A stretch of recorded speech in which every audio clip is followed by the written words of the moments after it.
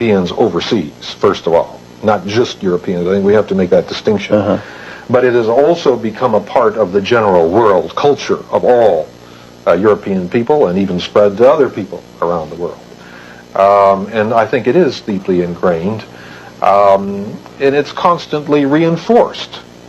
It's constantly reinforced by things such as having shows that run on national television where there's an intellectual topic to be discussed and no one's there but white males, as if there were no Native Americans that might have some thoughts on the subject, and no African Americans. Now, the only time that we get invited is when it has to do with the ghetto, or it has to do with, crime or drugs, or, the reservation. But we're not invited when it has to do with the big philosophical issues of the world, right?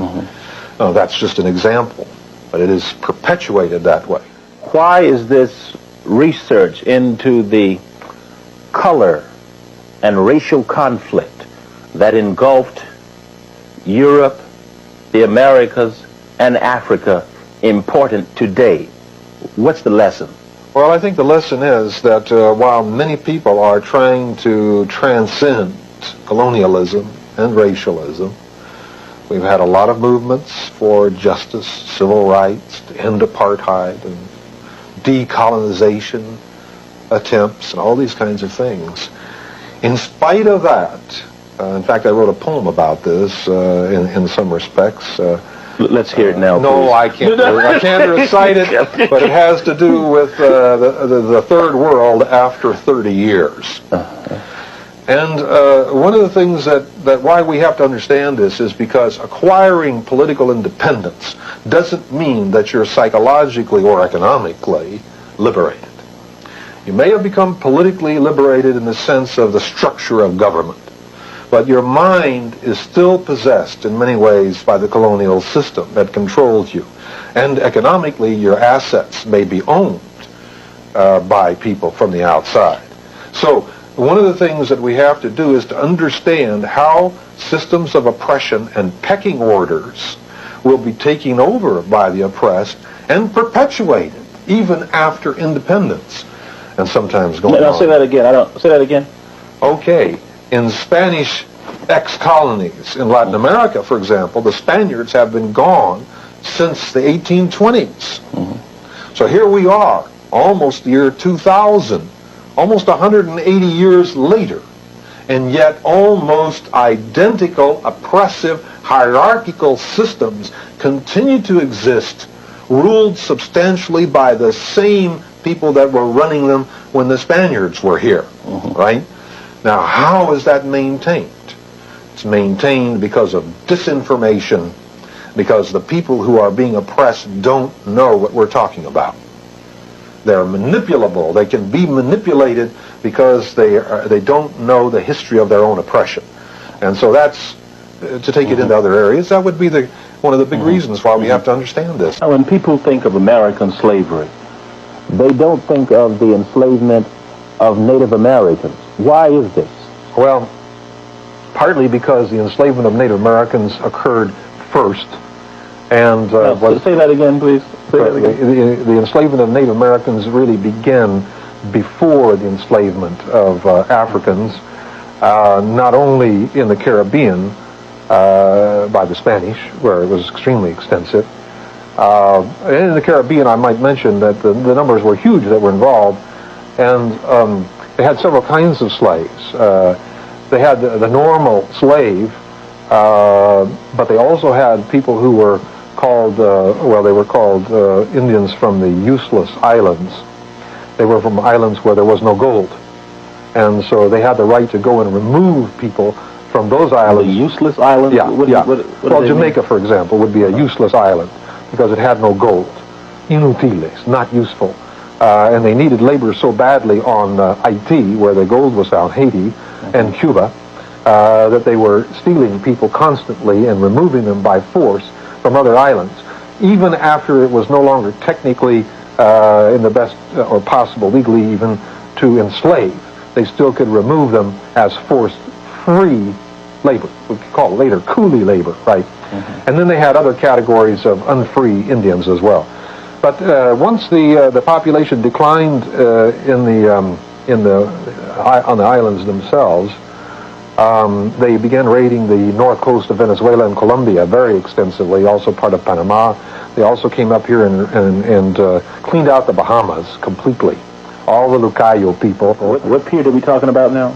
Well, we're into the 1440s, 1540s, 1560s.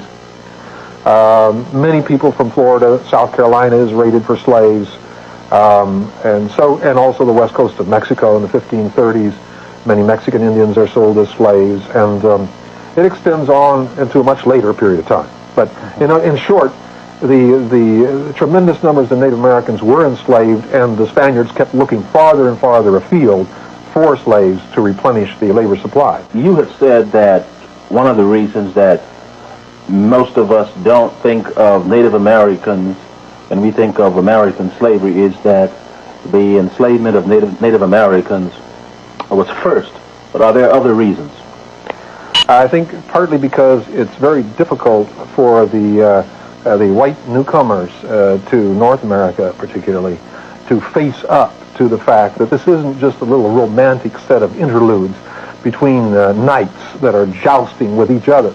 This is a materialistic and economic war, not only a war for land, but a war for resources and a war for labor. And in many, many areas, Native Americans were reduced to poverty and forced to become workers and laborers on white people's ranches and so on, in addition to, in the earlier period, being enslaved. So that I think that the white population just wants to bury what they've done to the native people. They don't want to really know what they did and what they're still doing in some areas. I think that's one of the main factors.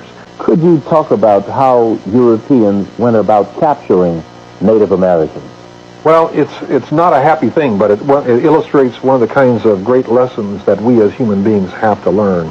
And that lesson is to be very astute and not allow ourselves to be used against our brothers and sisters. Not allow ourselves to be dupes and to be used in brutal ways against other human beings. Okay, often we don't simply have the information, and the Spaniards were often very direct and very brutal. They just went in and captured thousands of people and rounded them up and took them to market. But in other cases, the colonialists were much more clever. For example, the Portuguese conquered Brazil basically by Portuguese men intermarrying with native people, particularly powerful tribes living along the coast, powerful chieftains. And then, of course, Native Americans value their families very much. Kinship is extremely important. And so, without realizing it, now they've got a new member of the family. He doesn't have the same motives that they have, but there are kinship obligations by means of which this Portuguese guy gradually takes advantage of existing enmities that may exist between Indian groups, maybe some old hostilities, and uses then his relatives against other Indian groups. And pretty soon rewards them with guns and with other weapons and goods for capturing other human beings. And so it starts out small, but as time goes by, it becomes tremendously big operations. In southern Brazil, for example, in the 17th century, there was a period of time in which at least 200,000 or 300,000 Indian people from Spanish Jesuit missions in the Paraguay area are raided and carried off to the coast as slaves, largely by bands of people who are mixed Indian and Portuguese or Indian, but led by mixed blood or Portuguese chieftains who are the founders of Sao Paulo, or Paulistas, they're called in southern Brazil. Other colonialists, example in South Carolina, the English are very astute to also take advantage of existing animosities.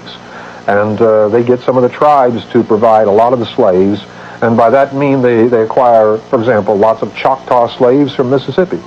Choctaws are among the largest group that are enslaved and are sold through South Carolina to the West Indies and to New England and held in South Carolina.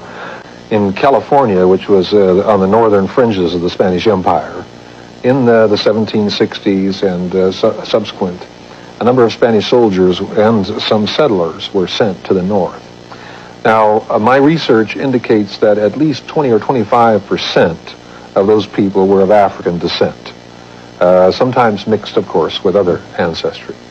But that's not commonly known. These were free people. They were Spanish soldiers. They were used in the conquest of Upper California. And they, along with the others who went with them, the vast majority of whom were not white. The officers were usually white, but the soldiers themselves were often Indian or more commonly mixed bloods of one kind or another. These people had been recruited into the Spanish Empire at the lowest levels, and they were utilized to help control other populations that were lower than them on the scale of things. Okay, so what that indicates is that one thing that the Spaniards did in order to help maintain their power in their colonial system, they developed a caste system.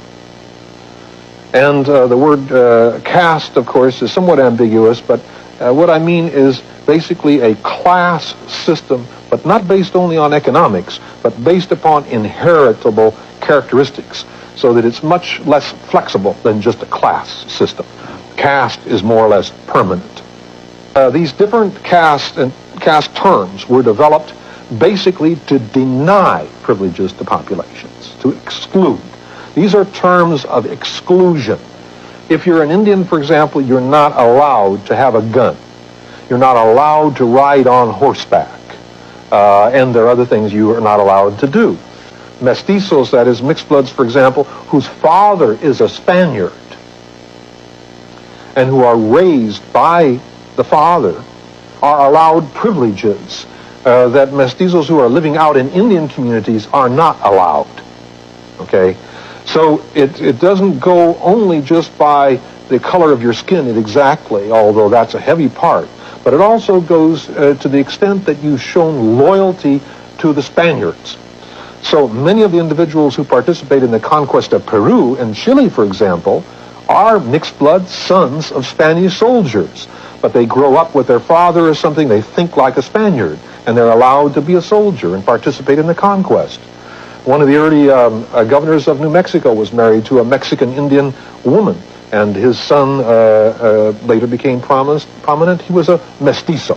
No. Later, what happens is that a lot of these prominent mixed bloods marry Spanish women or lighter-skinned women who are brought over from Europe in a trickle, and they lighten themselves so that they become a light elite who are known as Creoles later on in the Spanish Empire.